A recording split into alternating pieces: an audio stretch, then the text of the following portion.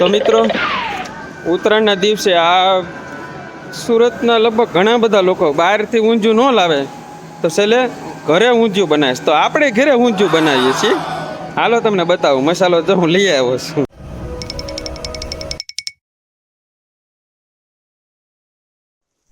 તો મિત્રો ઊંધિયાની તમામ સામગ્રીમાં પાપડી, રીંગણા, રતાળું, બટેકા, શક્કરિયા, મરચાં, વટાણા, લીલું લસણ, કોથમીર, મેથી ને બધું આવી ગયું છે. બરાબર.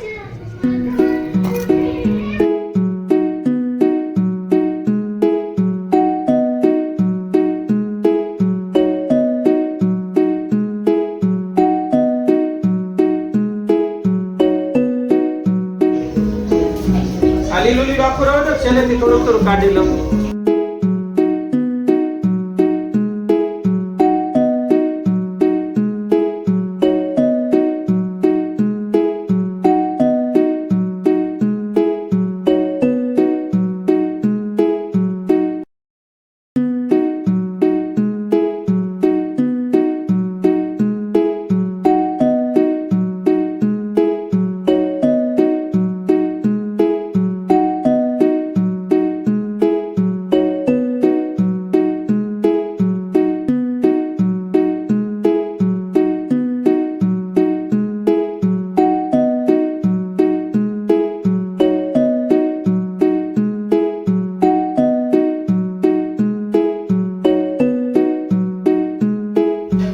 તો મિત્રો બટેકા, રતાળું, રીંગણા, મરચું બધું તળાઈ ગયું છે.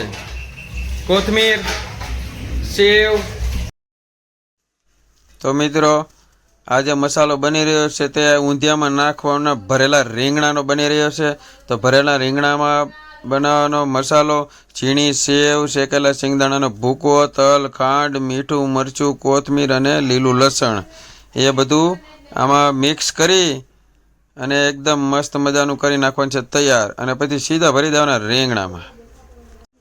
તો મિત્રો હવે આ બની રહ્યો છે ઊંધિયામાં નાખવામાં આવતા મુઠિયાનો મસાલો.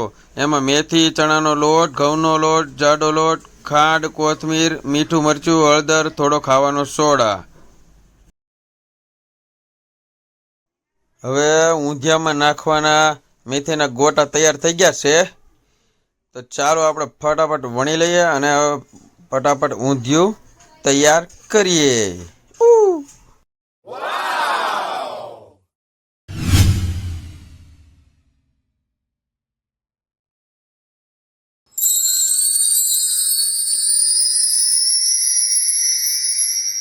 તો ફાઇનલી ગોળી ભજીયાની મેથીના ગોટા બની ગયા છે. મુઠિયા બની ગયા છે, ઊંધિયાના મુઠિયા. પાપડીને ગ્રેવી નખાઈ ગઈ છે. હવે આ બધું મટીરિયલ આપણે તળ્યું હતું એ નાખીએ છીએ.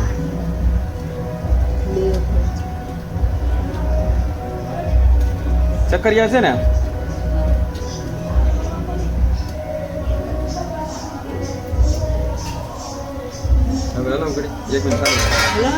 તો મિત્રો આપણે જે ઓલા મેથીના ગોટા વીણ્યા હતા ને હવે આપણે ફટાફટ તળી લઈએ.